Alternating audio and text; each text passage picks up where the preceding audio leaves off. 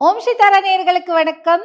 காதல் பண்றவங்க, இல்ல ஒன் சைடா லவ் பண்ணி ட்ரை பண்ணிட்டு இருக்கவங்க, அதெல்லாம் சூப்பரான ஒரு ரெமெடி எடுத்துட்டு வந்திருக்கேன்.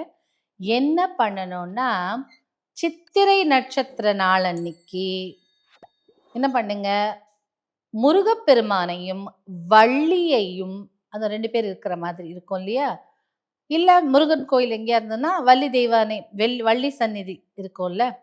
அந்த மாரி வள்ளி சந்நிதியோ, இல்ல முருகனும் வள்ளியும் இருக்கிற மாதிரியோ, அப்படி இருக்கும்போது, அந்த மாரி ஏதாவது பிக்சர் இருந்ததுன்னா, அத எடுத்துக்கிட்டு, அன்றைக்கு முருகனை நோக்கி விரதம் இருந்து, மேபி அந்த வள்ளி கதை, குறத்தி கதை இல்லையா? அந்த குறத்தி கதையை கேட்கிறதும், இல்ல பிறருக்கு அன்னைக்கு சொல்றதும் அந்த கதையை.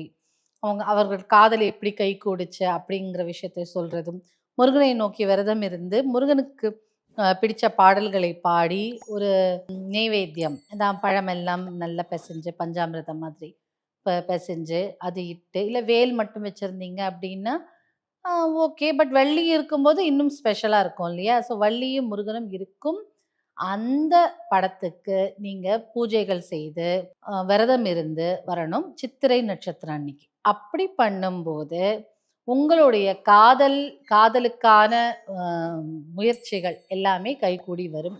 ஸ்பெஷலி லவ் பண்றவங்களுக்கும், ஒன் சைடா லவ் பண்றவங்களுக்கும் இது ரொம்ப நல்லா ஒர்க் அவுட் ஆகும். ட்ரை பண்ணி பாருங்க. நம்பிக்கையோட செய்யுங்க.